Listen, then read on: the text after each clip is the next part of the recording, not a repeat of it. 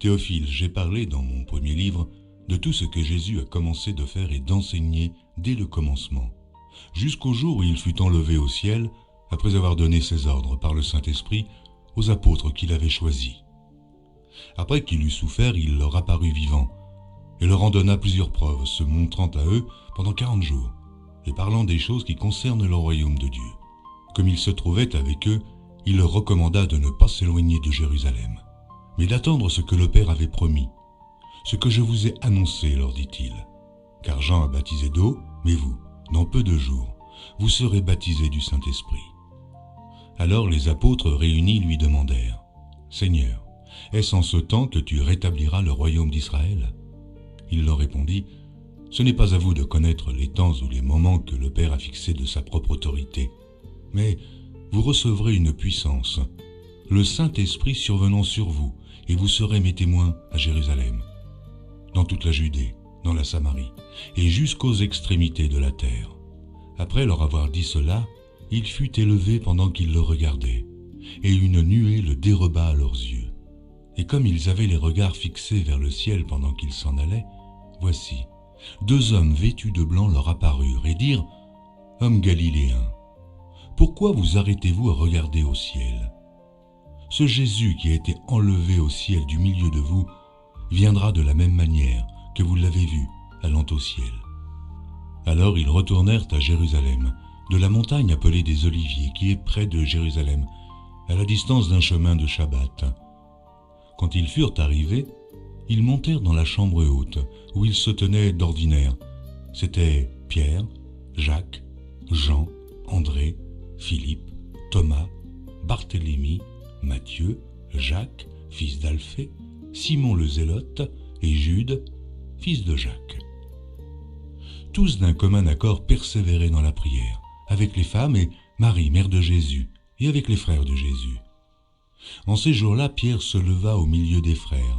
Le nombre des personnes réunies était d'environ 120, et il dit, « Hommes frères, il fallait que s'accomplisse ce que le Saint-Esprit dans l'Écriture a annoncé d'avance par la bouche de David, au sujet de Judas, qui a été le guide de ceux qui ont saisi Jésus. Il était compté parmi nous, et il avait part au même ministère. Cet homme, ayant acquis un champ avec le salaire du crime, est tombé, s'est rompu par le milieu du corps, et toutes ses entrailles se sont répandues. La chose a été si connue de tous les habitants de Jérusalem que ce champ a été appelé, dans leur langue, Akeldama, c'est-à-dire champ du sang. Or, il est écrit dans le livre des psaumes que sa demeure devienne déserte, et que personne ne l'habite, et qu'un autre prenne sa charge. Il faut donc que parmi ceux qui nous ont accompagnés tout le temps que le Seigneur Jésus a vécu avec nous, depuis le baptême de Jean jusqu'au jour où il a été enlevé du milieu de nous, il y en ait un qui nous soit associé comme témoin de sa résurrection. Ils s'en présentèrent 2, Joseph appelé Barsabas, surnommé Justus, et Matthias. Puis ils firent cette prière, « Seigneur, toi qui connais les cœurs de tous, désigne lequel de ces 2 tu as choisi, afin qu'ils aient part à ce ministère et à cet apostolat que Judas a abandonné pour aller en son lieu. » Ils tirèrent au sort, et le sort tomba sur Matthias, qui fut associé aux 11 apôtres. Actes des apôtres, chapitre 2. Le jour de la Pentecôte, ils étaient tous ensemble dans le même lieu. Tout à coup, il vint du ciel un bruit comme celui d'un vent impétueux, et il remplit toute la maison où ils étaient assis. Des langues, semblables à des langues de feu, leur apparurent, séparées les unes des autres, et se posèrent sur chacun d'eux. Et ils furent tous remplis du Saint-Esprit, et se mirent à parler en d'autres langues, selon que l'Esprit leur donnait de s'exprimer.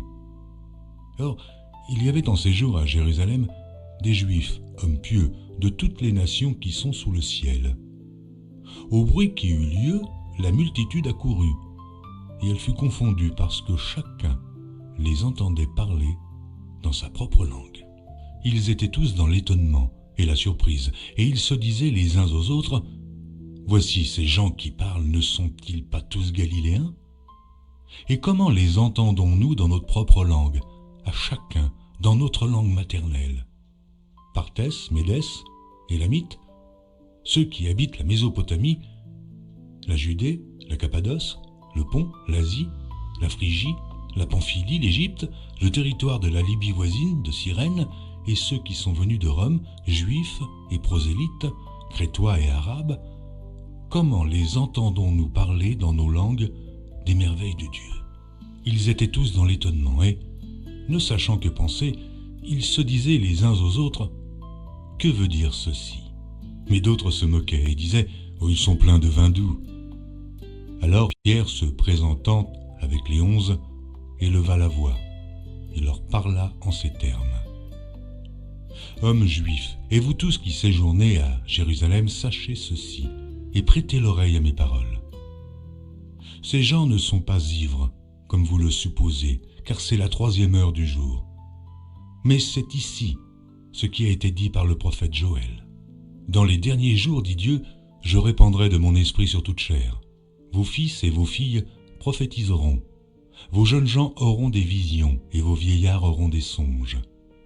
Oui, sur mes serviteurs et sur mes servantes, dans ces jours-là, je répandrai de mon esprit et ils prophétiseront. Je ferai paraître des prodiges en haut dans le ciel et des miracles en bas sur la terre, du sang, du feu et une vapeur de fumée. Le soleil se changera en ténèbres et la lune en sang, avant l'arrivée du jour du Seigneur, de ce jour grand et glorieux. Alors, quiconque invoquera le nom du Seigneur sera sauvé. Hommes israélites, écoutez ces paroles.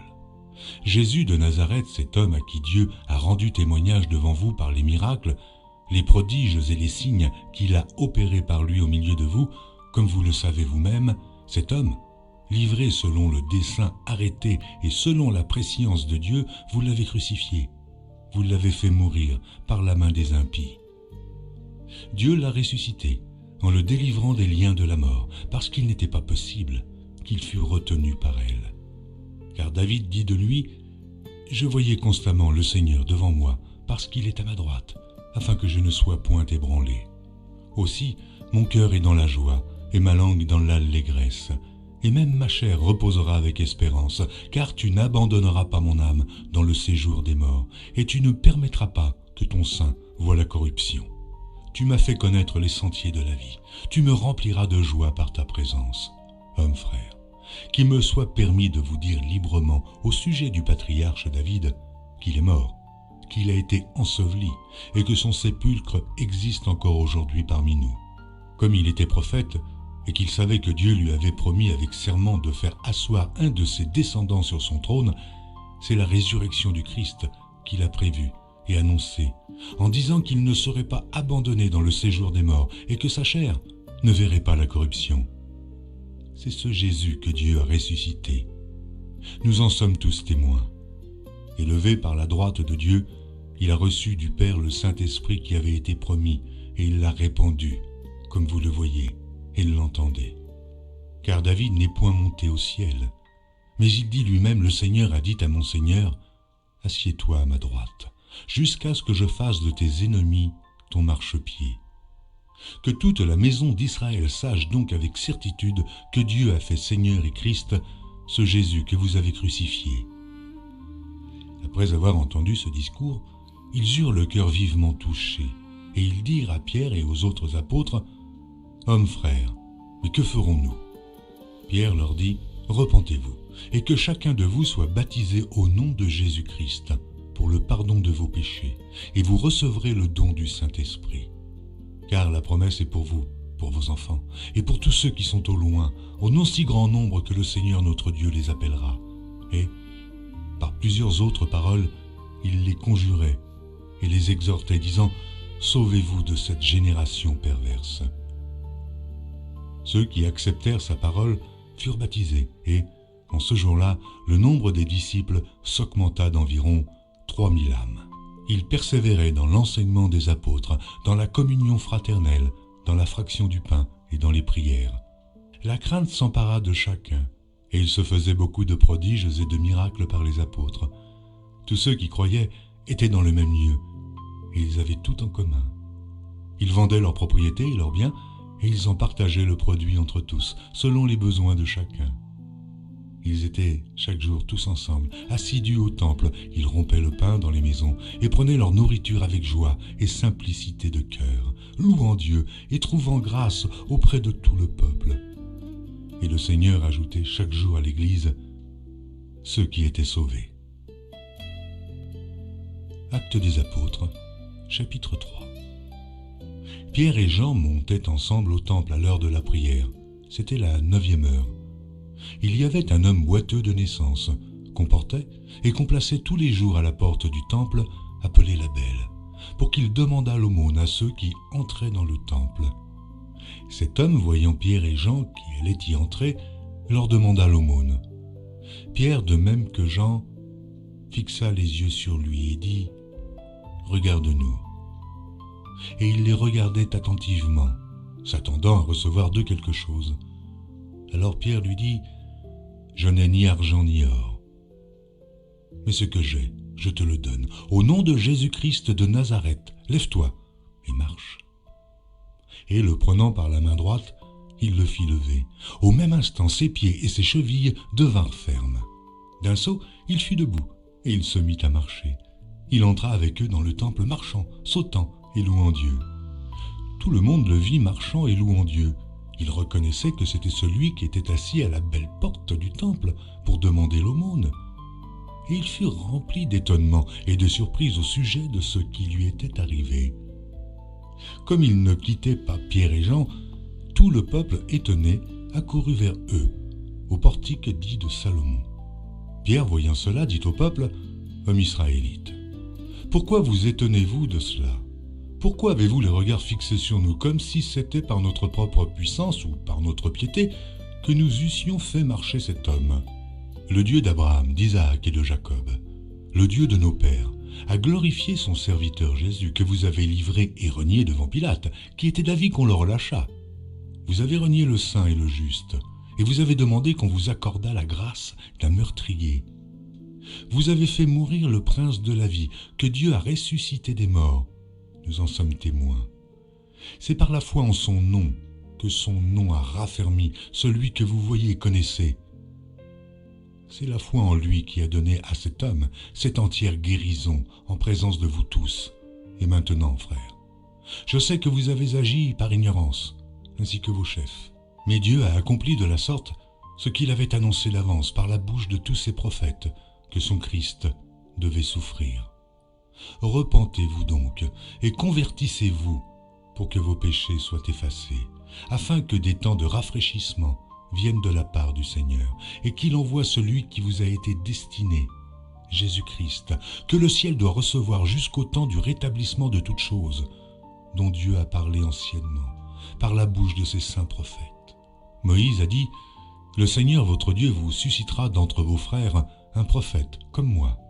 Vous l'écouterez dans tout ce qu'il vous dira, et quiconque n'écoutera pas ce prophète sera exterminé du milieu du peuple. » Tous les prophètes qui ont successivement parlé depuis Samuel ont aussi annoncé ces jours-là. Vous êtes les fils des prophètes et de l'alliance que Dieu a traitée avec nos pères, en disant à Abraham, « Toutes les familles de la terre seront bénies en ta postérité. » C'est à vous, premièrement, que Dieu, ayant suscité son serviteur, l'a envoyé pour vous bénir en détournant chacun de vous de ses iniquités.